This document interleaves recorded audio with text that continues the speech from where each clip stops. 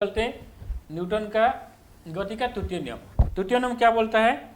प्रत्येक क्रिया का बराबर एवं विपरीत दिशा में एक प्रतिक्रिया रहता है, या उसको बोलेंगे every action has equal and opposite reaction, या उसको बोलते हैं that is always a reaction for every action in opposite direction and in equal in magnitude. जैसे कि इस पिक्चर में आप देख सकते हो ए बी, अगर दोनों ये ऐसा है, force of a on b right side में है और force of b on a left side में है, और ये दोनों अगर बैलेंस कंडीशन में हैं तो definitely f B a is equal to minus of f A b, क्योंकि एक के ऊपर में अगर एक्शन होता है तो दूसरा बॉडी के ऊपर में रिएक्शन होता है। और हमेशा यहाँ पे एक ध्यान रखिए, न्यूटन्स थर्ड लॉ के लिए जो एक्शन और रिएक्शन ये दोनों हमेशा दो अलग अलग बॉडी में अप्लाई होता है, ना कि एक बॉडी में। एक बॉडी में वो अप्लाई नहीं होता है। जैसे भी इस इमेज में देख सकते हो, एफ ए बी राइट साइड में है तो f B a left side में है। अगर वो दोनों बैलेंस है तो डेफिनेटली उसका इक्वेशन क्या होगा? F B a is equal to minus f A b होगा।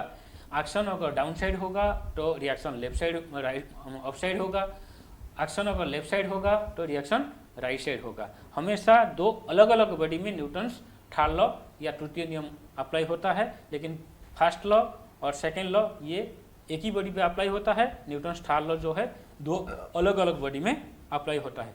जैसे कि अब रॉकेट प्रपल्सन, ये क्या होता है? न्यूटन्स थर्ड लॉ में ही अप्लाई होता है, क्योंकि जो फ्यूल जलता है, फ्यूल का जो एक्शन अगर नीचे तरफ होता है तो उसका रिएक्शन में रॉकेट क्या होता है? ऑफ साइड को जाता है। तो इस इमेज से आप देख सकते हो रॉकेट प्रपोजन का। जैसे हमने और एक न्यूटन थर्ड लॉ का एक एग्जाम्पल है, जैसे हमने बोट में या नाव में बैंक ऑफ रिवर के तरफ जब हम कूदा लगाते हैं तो हमारा एक्शन राइट साइड अगर रहता है या बैंक ऑफ रिवर को, तो रिएक्शन हमारा नीचे रहता है, इसलिए बोट क्या होता है? थोड़ा पीछे खिसक जाता है। सिमिलरली और एक एग्जाम्पल देख लो, रिकॉइल ऑफ गन में जैसे बुलेट आगे जाता है, वो अगर एक्शन होता है तो उसका रिएक्शन से क्या होता है? गन जो है पीछे रिकॉइल करता है, इसलिए उसको रिकॉइल ऑफ गन बोलते हैं। ये भी न्यूटन्स थर्ड लॉ का एक एप्लीकेशन है। इसके बाद हम रैखिक संवेग का जो कंजर्वेशन नियम या संरक्षण नियम के बारे में जानते हैं। वो क्या बोलता है? वो बोलता है संवेग संरक्षण के नियमानुसार किसी तंत्र के निकाय का कुल संवेग सदैव अपरिवर्तित रहता है यदि उस पर बाह्य बल न लगाया जाए, या इंग्लिश में क्या है? The total momentum of two object remains conserved in the absence of an external unbalanced force. ये होता है रैखिक संवेग का संरक्षण का नियम। चलते देखते हैं। जैसे यहाँ पे आप देख सकते हो दो अलग अलग द्रव्यमान हैं, ए और बी, जिसका पहला का मास है एम ए और दूसरा द्रव्यमान का मास है एम बी। ये दोनों एक ही डायरेक्शन में जा रहे थे और दोनों कोलाइड किए, कोलिजन किए। कोलिजन करने के बाद में अलग अलग फिर वेलोसिटी वेग में मूव करना चालू किए। इनका इक्वेशन हम देखते हैं कैसे होगा। पहले में देखिए, हमको गति का तृतीय नियम हिसाब से एफ ए बी मतलब force on A due to B is equal to negative of force on B due to A, मतलब F A B is equal to minus F B A. तो सेकेंड लॉ ऑफ मोशन हिसाब से force is equal to क्या है? Rate of change of momentum या संवेग का परिवर्तन का दर। तो f A B is equal to m b to b का पश्चात वेग वी बी है और प्रारंभिक वेग क्या था? U b. जैसे कि आप यहाँ पे देख सकते हैं यू बी और ये था वी बी और ए का वी ए और यू ए। तो इसीलिए एफ ए बी कितना है? Rate of change of momentum. तो फाइनल वेग, फाइनल मोमेंटम कितना हो गया? एम बी वी बी, और इनिशियल संवेग क्या था? M B u b. तो ये दोनों का माइनस है, और इसके लिए कितना टाइम लिया ना? कोलिजन टाइम तुम्हारा आपका टी है। सिमिलरली एफ बी ए क्या है? M A v A u A by t. तो from third law of motion F A B is equal to minus F B A. तो इसको हम जब सिंप्लीफाई करेंगे तो हमको क्या मिलेगा? टी टी दोनों साइड से कट गया, माइनस वाले को एक साइड को ले लो तो प्लस हो जाएगा। तो इक्वेशन क्या मिलेगा? M B v B minus m B u B plus m A u A minus m A u A. तो फाइनली हमको ये इक्वेशन मिलेगा m A v A m B v B is equal to m A u A m B u B. और ये right side में जो M A u ए ये क्या था, इनिशियल मोमेंटम, ये भी इनिशियल मोमेंटम ऑफ बी, ये फाइनल मोमेंटम ऑफ ए, ये फाइनल मोमेंटम ऑफ बी। तो हमको क्या मिला ना, momentum before collision is equal to momentum after collision. इसलिए ये कब हुआ ना, हमने न्यूटन्स थर्ड लॉ अप्लाई किया जिसमें हमको ये मिला कि momentum after collision is equal to momentum before collision. चलते हैं इसे law of conservation of linear momentum के ऊपर में एक न्यूमेरिकल करते हैं। जैसे कि आप देख सकते हैं a bullet of 20 gram is shot from a gun of 2 kg at a velocity 100 metre पर second, find out recoil of velocity of the gun.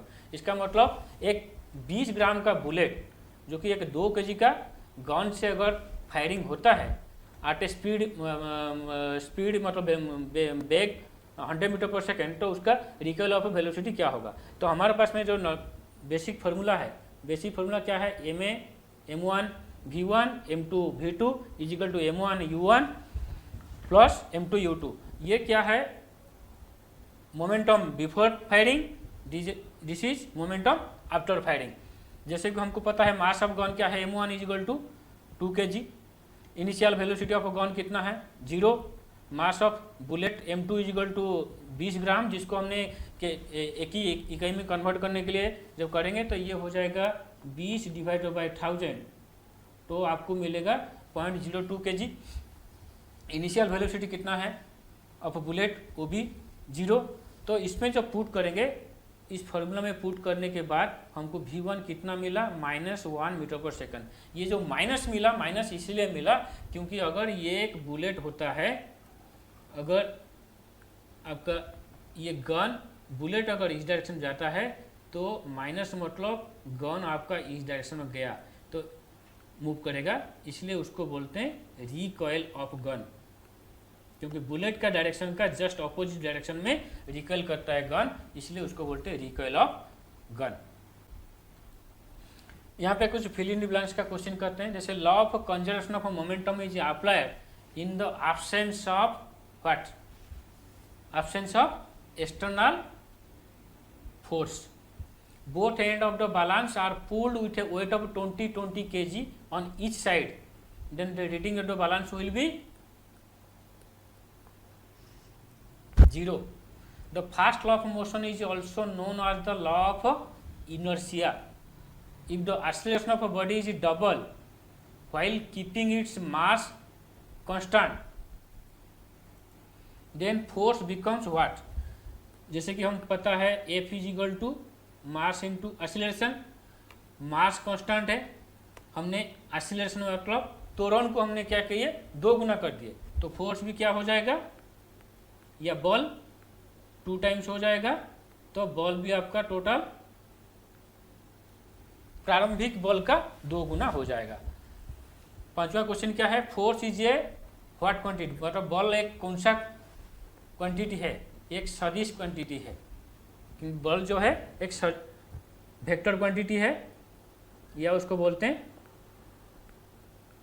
सदिश। सो रिफ्रेश कर देते हैं, इस चैप्टर में हमने क्या क्या पढ़े हैं। इस चैप्टर में हम पहले पढ़े इनर्शिया के बारे में जाने। इनर्शिया मतलब जड़त्व। जड़त्व कितना होता है, 3 टाइप का होता है, गति का जड़त्व, स्थिर का जड़त्व और दिशा का जड़त्व। उसके बाद में हमने क्या पढ़े, गति का तीनों नियम। पहला नियम, प्रथम नियम को क्या बोलते हैं, लॉ ऑफ इनर्शिया। द्वितीय नियम को क्या बोलते हैं, लॉ ऑफ मतलब क्वांटिटेटिव लॉ या force is equal to mass into acceleration. और तृतीय नियम में हमने क्या जाने, क्रिया और प्रतिक्रिया के बारे में जाने। और ध्यान रखें, गति का पहला नियम, दूसरा नियम ये एक ही द्रव्यमान या एक ही बॉडी के ऊपर में अप्लाई होता है, लेकिन जो गति का जो तृतीय नियम ये हमेशा 2 अलग अलग बॉडी के ऊपर में अप्लाई होता है, क्योंकि एक्शन एक बॉडी के ऊपर में होता है तो रिएक्शन दूसरा बॉडी के ऊपर में होता है। तो इसी तरह और क्या जाने, मोमेंटम या संवेग, और उसके बाद law of conservation of momentum या संवेग का संरक्षण का नियम। धन्यवाद।